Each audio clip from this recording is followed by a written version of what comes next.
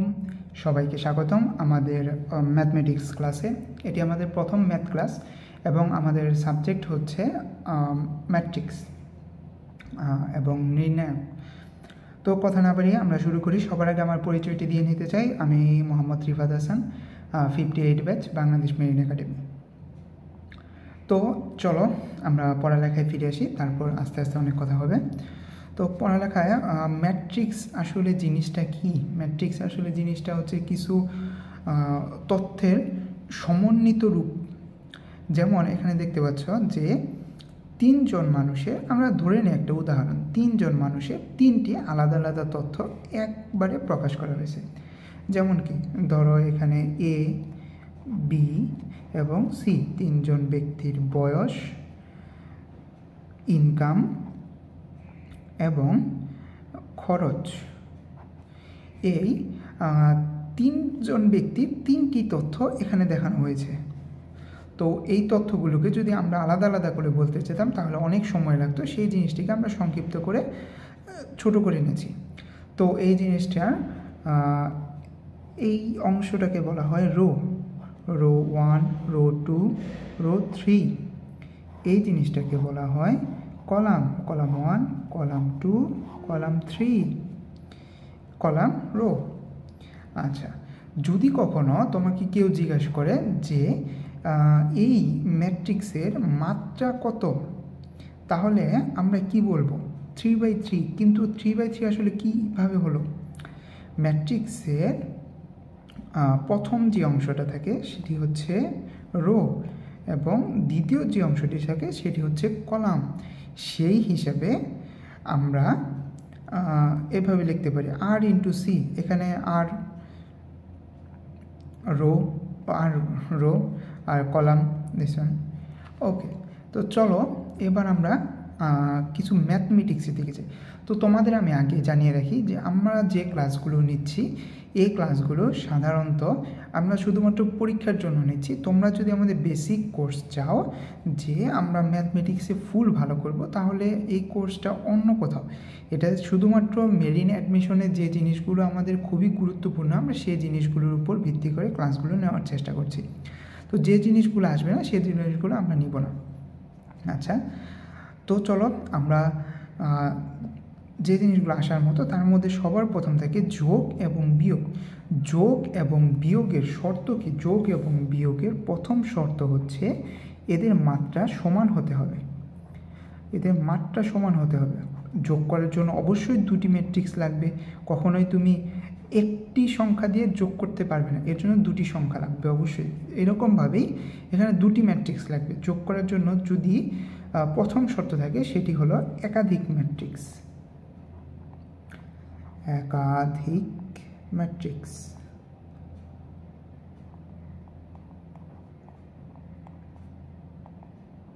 একাধিক ম্যাট্রিক্স এবং সমান মাত্রা, এবং বিয়োগের ক্ষেত্রেও সেম সমান মাত্রা হতে হবে।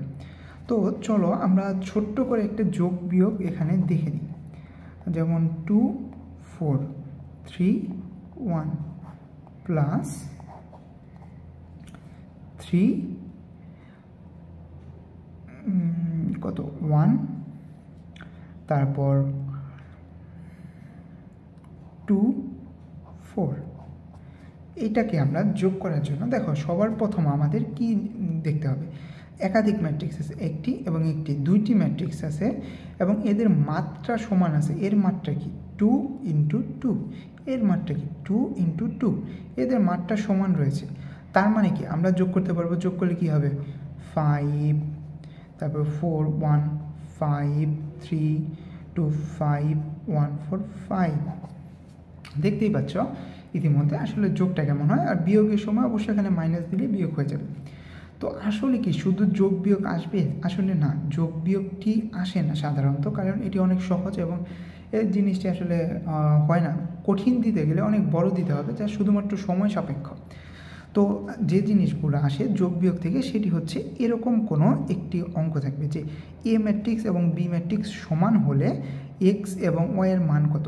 তো চলো এ ম্যাট্রিক্স এবং বি ম্যাট্রিক্স কখন সমান হবে আমরা বলতে পারি, যখন এ ম্যাট্রিক্সের প্রতিটি ভুক্তি অপর ম্যাট্রিক্স বি ম্যাট্রিক্সের সেই ভুক্তির সমান হবে। এখানে কি A11, এখানে কি A11, B12 মানে A12, তারপরে এখানে A12, এরকমভাবেই না। তো দেখো এখানে কিন্তু এই ম্যাট্রিক্সই ভুক্তি এবং এই ভুক্তি এই দুটি সঠিক রয়েছে। তো আমরা মানে সমান, তার মানে কি আমরা বলতে পারি যে ম্যাট্রিক্স দুটি মানে যখন সমান হবে তখনই একমাত্র ম্যাট্রিক্স দুটি সমান হবে।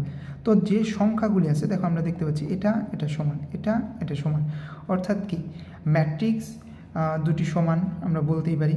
তো সেই শর্ত হিসাবে আমরা কি দেখতে পাই, -x = 3 + y এবং y - 1 = 4, সুতরাং y = 5 এবং x = -8, x = -8, এরকম ছোট ছোট ম্যাথই আমাদের সাধারণত থাকবে।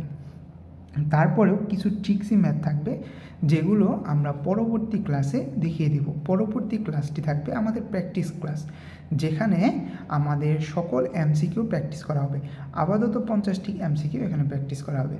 তো তোমাদের সবার জন্য জানিয়ে রাখি, আমাদের একটি কোর্স চলছে, যে কোর্সটির ডিউরেশন হলো 80 ঘন্টা এবং 60টি ক্লাস হবে এবং এখানে 40টি এক্সাম, 10টি মডেল টেস্ট, 10টি সাবজেক্ট ফাইনাল, ভাইবার জন্য 2টি ক্লাস এবং এখানে সবাইকে সরাসরি ভাইবাতে অংশগ্রহণ করার সুযোগ দেওয়া হবে।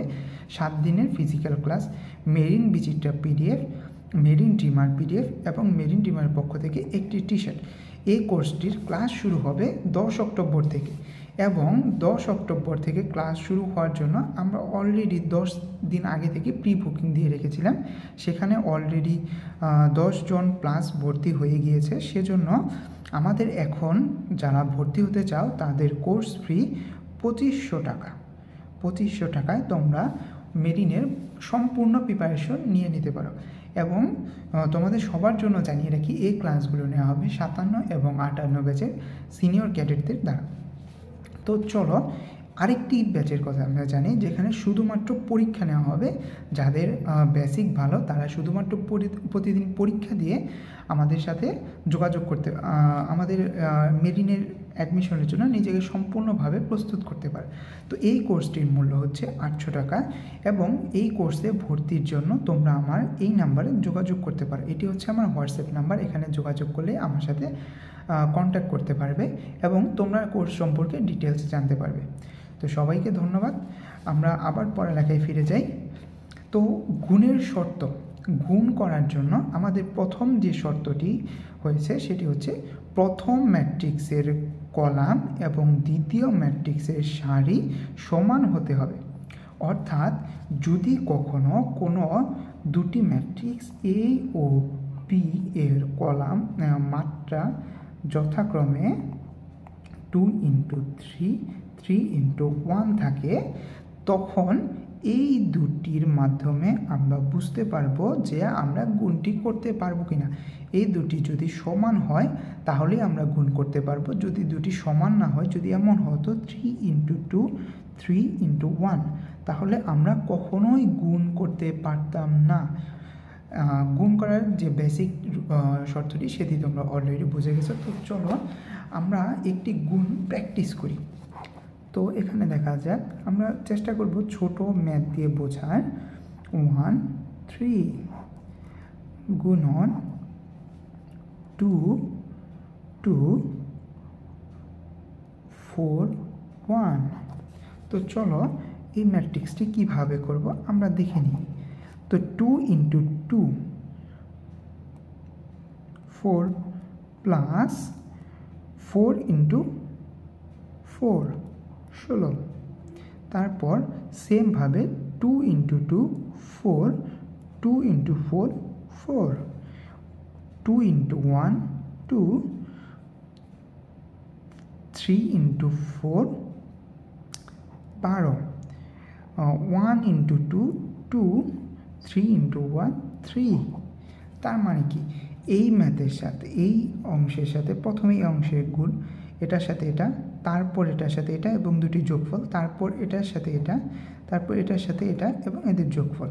তো তোমরা অলরেডি আমি বিশ্বাস করি তোমরা গুণনটি পারো, তারপরেও জাস্ট তোমাদের রিক্যাপ করার জন্য আমরা এই গুণনটি দেখালাম। আসলে কী ভাই, তাহলে যোগ আসে না, তাহলে কি গুণ আসার সম্ভাবনা আছে? গুণ আসার সম্ভাবনা নেই, তবে গুণ অবশ্যই আসে।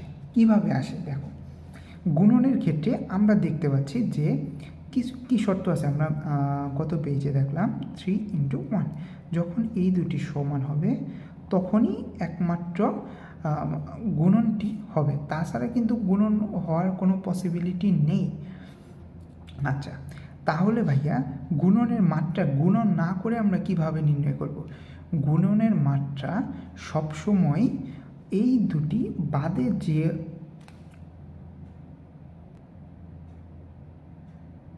আমরা বলছিলাম ম্যাট্রিক্সের গুণ নির্ণয়ের গুণের মাত্রা নির্ণয়ের সহজ পদ্ধতি নিয়ে। তো দেখো এখানে এই দুটি সংখ্যা বাদে যে দুটি সংখ্যা থাকবে এটি হবে ম্যাট্রিক্সের যে গুণফল, সেই গুণফলের মাত্রা।